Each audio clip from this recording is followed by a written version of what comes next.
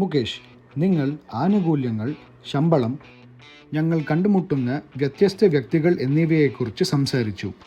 Delivery പ്രക്രിയ എങ്ങനെ പ്രവർത്തിക്കുന്നുവെന്ന് ഞാൻ അവരെ കാണിക്കട്ടെ. തീർച്ചയായും. എൻ്റെ ഷിഫ്റ്റ് തുടങ്ങാൻ പോകുന്നു. എനിക്കൊപ്പം വരൂ. ഞാൻ തിരഞ്ഞെടുക്കുന്ന ജോലി സമയമാണ് ഷിഫ്റ്റ്. എനിക്ക് അത് എൻ്റെ ആപ്പിൽ ബുക്ക് ചെയ്യാം.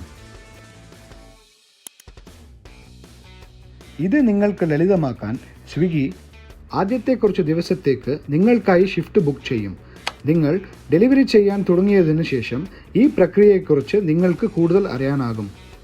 ഞാൻ എൻ്റെ ജോലിക്കായി തിരഞ്ഞെടുത്ത പ്രദേശമായ എൻ്റെ സോണിൽ എത്തി.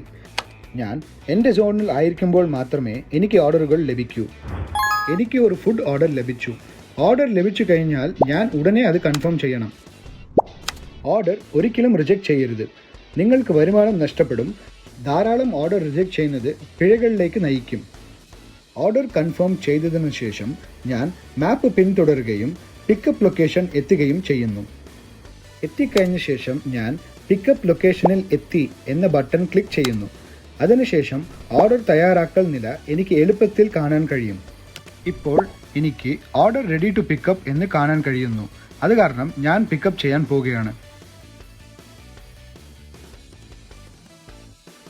ഓർഡർ റെഡി ടു പിക്കപ്പ് എന്ന സന്ദേശം ലഭിച്ചു കഴിഞ്ഞാൽ ഞാൻ റെസ്റ്റോറൻറ്റ് പങ്കാളിയുമായി പരിശോധിച്ച് പിക്കപ്പ് OTP നൽകി അല്ലെങ്കിൽ ബാർകോഡ് സ്കാൻ ചെയ്ത് പിക്കപ്പ് കംപ്ലീറ്റ് എന്ന് സ്ഥിരീകരിച്ച് ഓർഡർ സ്വീകരിക്കും. ഞാൻ എപ്പോഴും എല്ലാ ഭക്ഷണ സാധനങ്ങളും ബാഗിൽ ശരിയായി സൂക്ഷിക്കുന്നു. അവയുടെ കമ്പാർട്ട്മെൻറ്റിൽ ജ്യൂസ് സാധനങ്ങൾ വെക്കും. പിന്നെ അതിലോളമായ ഭക്ഷണ വസ്തുക്കൾ മുകളിലേക്ക് വെക്കും.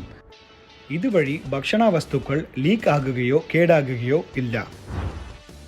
ഓർഡർ എടുത്ത ശേഷം നിങ്ങൾ ഒരിക്കലും ഓർഡർ ക്യാൻസൽ ചെയ്യരുത്. കാരണം ഇത് നിങ്ങൾക്ക് പിഴകളിലേക്ക് നയിക്കും. ഉപഭോക്താവിനെ അസന്തുഷ്ടനാക്കുകയും ചെയ്യും. ഇപ്പോൾ ഡെലിവറി ചെയ്യാനുള്ള സമയമായി.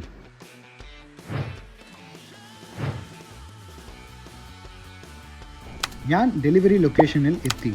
Customer leave at door, do not call തുടങ്ങിയ എന്തെങ്കിലും ഡെലിവറി വോയിസ് നിർദ്ദേശങ്ങൾ നൽകിയിട്ടുണ്ടോ എന്ന് പരിശോധിക്കുക.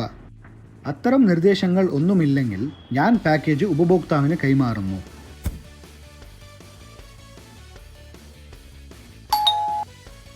ഞാൻ എപ്പോഴും ഒരു പുഞ്ചിരിയോടെ ഉപഭോക്താവിനെ അഭിവാദ്യം ചെയ്യുകയും അവർക്ക് നന്ദി പറയുകയും സഹായിക്കുന്നു. കൂടാതെ ഉപഭോക്താക്കൾക്ക് നല്ല പ്രവർത്തനത്തിനുള്ള ടിപ്സ് നൽകാനാകും. കൂടുതൽ ടിപ്സ് എന്നാൽ കൂടുതൽ വരുമാനം. ഓർഡർ ഡെലിവർ ചെയ്തതിനു ശേഷം ആപ്പിൽ ഡെലിവർ ചെയ്തു എന്ന ബട്ടൺ ഞാൻ ക്ലിക്ക് ചെയ്യും.